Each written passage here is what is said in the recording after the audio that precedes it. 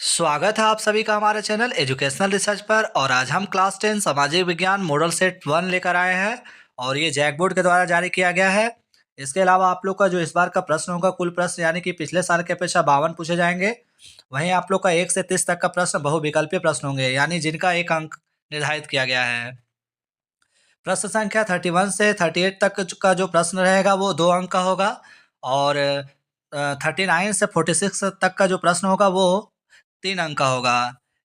इसके अलावा जो आपका 47 से 52 तक का जो प्रश्न पूछा जाएगा वो 4 अंक का होगा, और सभी प्रश्न बनाने अनिवार्य हैं। तो चैनल पर बने रहें और लाइक सब्सक्राइब शेयर करते जाएं। इसके अलावा कुल जो आप लोग का प्रश्न पूछे जाएंगे 80 मार्क्स के होंगे, और 20 नंबर का आप लोग का विद्यालय के जरिए इंटरनल मार्क दिए जाएंगे। तो सबसे पहले हम बहुविकल्पीय प्रश्नों को हल कर लेते हैं, जिसमें से प्रश्न संख्या 1 कह रहा है कि फ्रांसीसी क्रांति का नेता कौन था। काफ़ी अच्छा प्रश्न है। तो इससे पहले हम फ्रांसीसी क्रांति के बारे में जानेंगे। तो फ्रांसीसी क्रांति कब हुई? 14 जुलाई 1789 ईस्वी को हुआ था। आप लोग इसे नोट कर लीजिएगा। और उस समय वहाँ का राजा कौन था? तो उस समय वहाँ का राजा कौन था, तो आप लोग को पता होना चाहिए कि लुई 16वां था। कौन? लुई 16वां था। इसे भी आप लोग नोट कर लीजिए। लुई 16वां वहाँ का राजा था। लेकिन प्रश्न में हमारा क्या पूछा गया बच्चों? प्रश्न में पूछा गया कि फ्रांसीसी क्रांति के नेता कौन था। तो 1 का जो हमारा सही आंसर ऑप्शन नंबर ए के साथ चला जाएगा, नेपोलियन बोनापार्ट था, जो कि ऑप्शन नंबर ए में दिया गया है। वहीं प्रश्न संख्या 2 कह रहा है कि फ्रांसीसी क्रांति की मुख्य विशेषता क्या थी। तो फ्रांसीसी क्रांति की जो मुख्य विशेषता थी, फ्रांसीसी क्रांति की जो हमारा मुख्य विशेषता थी वो लोकतंत्र का उदय था, जो कि ऑप्शन नंबर डी में दिया गया है। तो डी हमारा करेक्ट आंसर हो जाएगा। इसी तरह से प्रश्न संख्या 3 कह रहा है कि भारत में असहयोग आंदोलन का नेता कौन था। तो भारत में असहयोग आंदोलन जो चलाया गया था महात्मा गांधी के द्वारा चलाया गया था, जो कि ऑप्शन नंबर ए में दिया गया है। इसके अलावा आप लोग को बता देना चाहते हैं कि यह आंदोलन 1920 ईस्वी में चलाया गया था, और 1922 ईस्वी में चौरी चौरा नामक हत्याकांड चौरी चौरा नामक हत्याकांड के कारण जो है ये स्थगित हो गया था। चैनल पर बने रहें और वीडियो को लाइक सब्सक्राइब शेयर करते जाएं। वहीं प्रश्न संख्या 4 कह रहा है कि भारतीय राष्ट्रीय कांग्रेस की स्थापना किसने की। तो बच्चों, भारतीय राष्ट्रीय कांग्रेस की स्थापना एलन ऑक्टेवियन ह्यूम ने किया था, जो कि ऑप्शन नंबर सी में दिया गया है। और साथ ही आप लोग को बता देना चाहते हैं कब किया गया। तो 1885 में किया गया था। इसके प्रथम अध्यक्ष कौन थे, तो आप लोग हमें कमेंट में जरूर लिखें। महात्मा गांधी के बारे में आप लोग को बता दें तो महात्मा गांधी जो थे, इनका जन्म 2 अक्टूबर 1869 में पोरबंदर में, गुजरात के पोरबंदर में हुआ था। इन्होंने ही 1917 में चंपारण सत्याग्रह चलाया था। 1918 में खेड़ा आंदोलन चलाया था। आप लोग इसे भी नोट करिएगा। 1920 में असहयोग आंदोलन, 1930 में सविनय अवज्ञा आंदोलन, और 1942 में भारत छोड़ो आंदोलन चलाया था। तो सारे प्रश्न जो है फाइनल एग्जाम के लिए महत्वपूर्ण साबित होने वाला है। प्रश्न संख्या 5 की ओर चलते हैं। प्रश्न संख्या 5 कह रहा है कि द्वितीय विश्व युद्ध का मुख्य कारण क्या था। तो बच्चों, द्वितीय विश्व युद्ध का जो मुख्य कारण था, जर्मनी द्वारा पोलैंड पर आक्रमण था, जो कि ऑप्शन नंबर बी में दिया गया है। तो बी हमारा सही आंसर हो जाएगा। वहीं द्वितीय विश्व युद्ध का कारण आप लोग को बता देना चाहते हैं, 1939 में शुरू हुआ था और 1945 में यह समाप्त हो गया था। समाप्ति का कारण क्या था, तो आप लोग को बता दें कि 1944 यानी 45 में क्या किया गया था, अमेरिका के द्वारा जापान के हिरोशिमा और नागासाकी पर 6 अगस्त और 9 अगस्त को परमाणु बम गिराकर द्वितीय विश्व युद्ध को समाप्त किया गया। प्रश्न संख्या 6 कह रहा है कि भारतीय उद्यमी जिसने पहली भारतीय जूट मिल स्थापित की थी, तो उस व्यक्ति का नाम पूछा जा रहा है। तो उस व्यक्ति का नाम क्या है, तो उस व्यक्ति का नाम है द्वारकानाथ टैगोर है, जो कि ऑप्शन नंबर ए में दिया गया है। तो ये हमारा सही आंसर हो जाएगा। प्रश्न संख्या 7 कह रहा है भाप इंजन का विकास करने वाले ब्रिटिश आविष्कारक कौन थे। तो भाप इंजन का आविष्कार करने वाला ब्रिटिश आविष्कारक पूछा जा रहा है। तो उस व्यक्ति का नाम जो हो जाएगा वो हो जाएगा जेम्स वाट के द्वारा किया गया था, जो कि ऑप्शन नंबर ए में दिया गया है। तो ये हमारा बेस्ट आंसर होगा। वहीं प्रश्न संख्या 8 कह रहा है कि मुद्रण तकनीक सबसे पहले कहाँ विकसित हुई। तो आप लोग को पता है कि मुद्रण की जो तकनीक है सबसे पहले चाइना में विकसित हुई थी, जो कि ऑप्शन नंबर बी में दिया गया है। वही आधुनिक चीन के संस्थापक कौन थे, तो आप लोग इसे नोट कर लीजिएगा। डॉक्टर सन्यात सेन को कहा जाता है। डॉक्टर सन्यात सेन को आधुनिक चीन का संस्थापक कहा जाता है। चीनी क्रांति कब हुई, तो 1911 ईस्वी में हुई थी। आप लोग इसे भी नोट कर लीजिएगा। प्रश्न संख्या 9 कह रहा है कि गीत गोविंद की रचना किसने की थी। तो गीत गोविंद किसके द्वारा लिखा गया है, तो ये जो लिखा गया है वो जयदेव के द्वारा लिखा गया, जो कि ऑप्शन नंबर ए में दिया गया है। तो ये हमारा करेक्ट आंसर होगा। बच्चों, इसमें और भी पॉइंट दिया गया है, जैसे राजा राम मोहन राय। तो आप लोग को बता देना चाहते हैं कि 1828 ईस्वी में राजा राम मोहन राय ने ब्रह्म समाज की स्थापना की थी? किस समाज की? ब्रह्म समाज की। प्रश्न संख्या 3 कह रहा है कि महात्मा गांधी ने किस पत्रिका का संपादन किया? काफी अच्छा प्रश्न है। तो महात्मा गांधी के द्वारा जो पत्रिका का संपादन किया गया, उनका नाम था यंग इंडिया, जो कि ऑप्शन नंबर बी में दिया गया है। इसके अलावा हरिजन शब्द भी किसके द्वारा दिया गया था? हरिजन शब्द तो महात्मा गांधी के द्वारा दिया गया था। आप लोग इसे भी नोट कर लीजिएगा।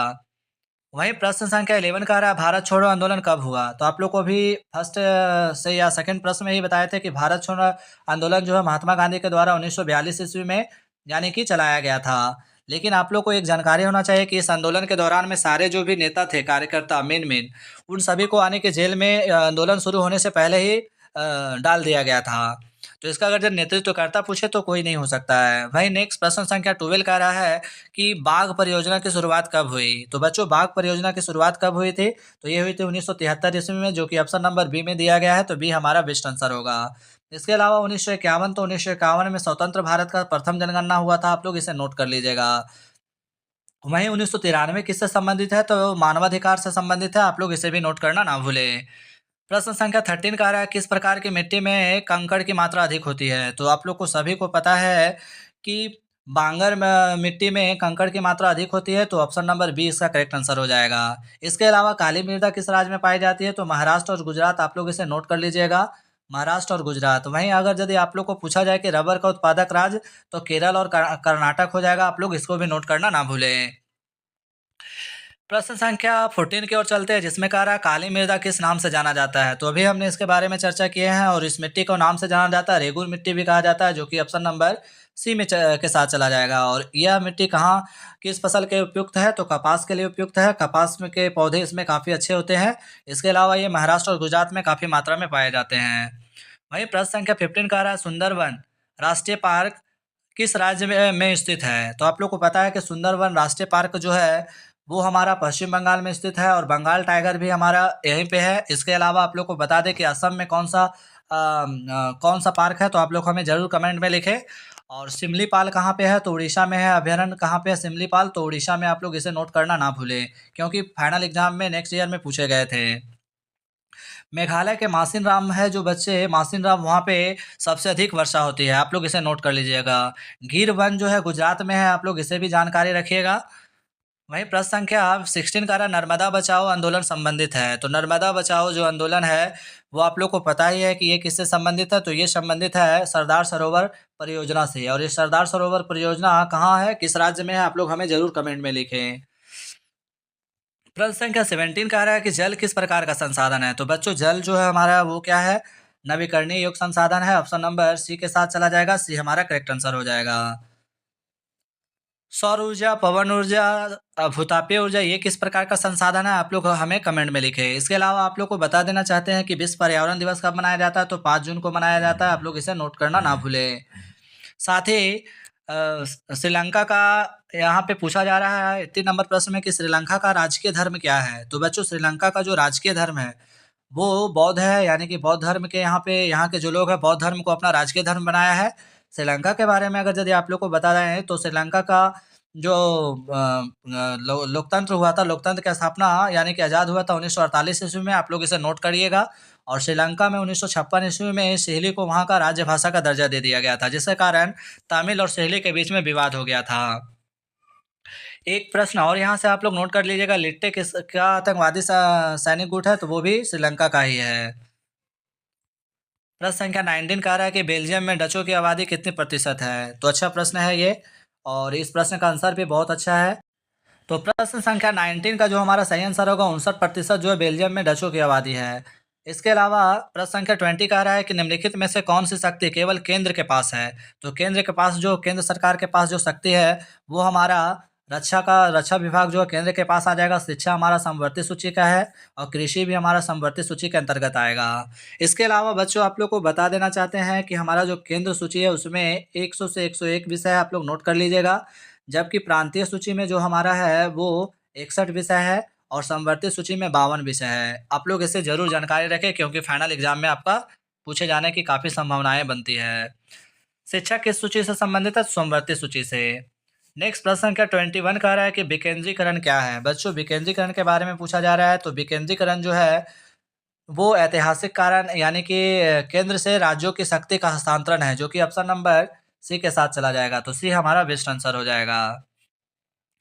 प्रश्न संख्या 22 का रहा है, भारत के पूर्वोत्तर राज्यों द्वारा अधिक स्वायत्तता की मांग का मुख्य कारण क्या है? तो 22 नंबर प्रश्न का जो हमारा ऑप्शन नंबर बी में दिया गया सांस्कृतिक और भाषाई अंतर, यही हमारा बेस्ट आंसर हो जाएगा। अब हम प्रश्न संख्या 23 की ओर चलते हैं। एक लोकतांत्रिक सरकार को मुख्य विशेषता क्या है? तो एक लोकतांत्रिक सरकार का मुख्य विशेषता क्या होना चाहिए? शक्ति का विकेंद्रीकरण, ये भी सही है। शक्तियों का पृथक्करण, व्यक्तिगत अधिकारों का संरक्षण। तो इसका जो सही आंसर है ऑप्शन नंबर डी के साथ चला जाएगा, इनमें से सभी। वहीं प्रश्न संख्या 24 का रहा, निम्नलिखित में से कौन भारतीय संविधान का एक प्रावधान है जिसका उद्देश्य लिंग समानता को बढ़ावा देना है?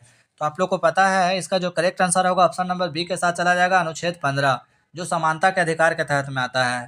भारतीय संविधान के अनुसार मौलिक अधिकारों की संख्या कितनी है? तो 6 है। शुरुआत में 7 था, लेकिन संपत्ति के अधिकार को हटा दिया गया। तो शब्द के बारे में आप लोग को जानकारी होना चाहिए कि 14 से जो हमारा 18 है वो समानता का अधिकार है। 19 से जो 22 है वो हमारा स्वतंत्रता का अधिकार है, 19 से 22। और 23 से 24 हमारा शोषण के विरुद्ध अधिकार है। वहीं 25 से 28 हमारा धार्मिक स्वतंत्रता का अधिकार है। और शिक्षा एवं संस्कृति का अधिकार हमारा 29 से 30 है, आप लोग इसे भी नोट करिएगा। और लास्ट जो हमारा संवैधानिक उपचारों का अधिकार अनुच्छेद 32 है। तो ये सारे पॉइंट आप लोग के एग्जाम के लिए काफ़ी महत्वपूर्ण साबित होने वाला है। तो प्रश्न संख्या नेक्स्ट कह रहा है, भारत किस प्रकार का राज्य है? भारत किस प्रकार का राज्य है? तो 25 का जो हमारा सही आंसर होगा ऑप्शन नंबर सी के साथ चला जाएगा, संप्रभुत्व, लोकतांत्रिक, धर्मनिरपेक्ष और संघीय, जो कि ऑप्शन नंबर सी में दिया गया है।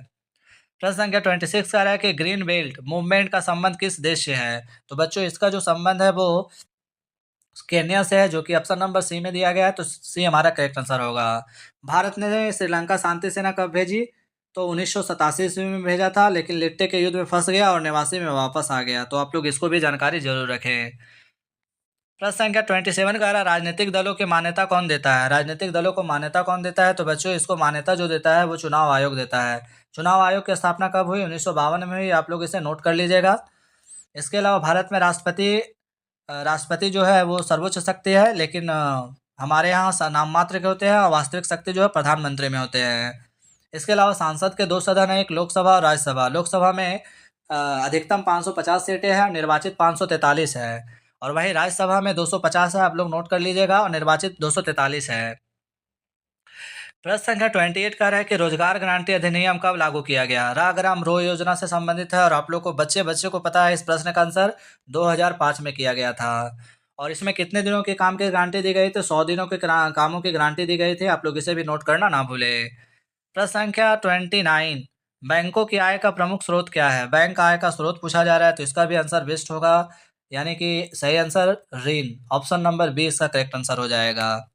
और इस तरह से बहुविकल्पीय प्रश्नों में से आखिरी प्रश्न जो हमारा पूछा जा रहा है कि सूचना का अधिकार अधिनियम कब पारित किया गया? तो बच्चों सूचना का अधिकार अधिनियम यानी कि आरटीआई जो पारित किया गया था 2005 में ही पारित किया गया था, ऑप्शन नंबर ए के साथ चला जाएगा, ये हमारा करेक्ट आंसर होगा। वहीं नेपोलियन बोनापार्ट गद्दी पर कब बैठा? तो 1804 में बैठा, आप लोग इसे नोट कर लीजिएगा। यंग इटली की स्थापना किसने की? तो जिसेपे मेस्सिनी के द्वारा किया गया था, जिसेपे मेस्सिनी के द्वारा किया गया था। और इसके अलावा नेपोलियन बोनापार्ट को किस युद्ध में हार का सामना करना पड़ा? तो वाटरलू का युद्ध में उसे हार का सामना करना पड़ा। कब करना पड़ा? तो 1815 में करना पड़ा। बियाना की संधि कब हुई? तो 1815 में ही हुआ था, आप लोग नोट करिएगा। प्रथम विश्व युद्ध कब हुआ? 1914 से 1918 ईस्वी हुआ था।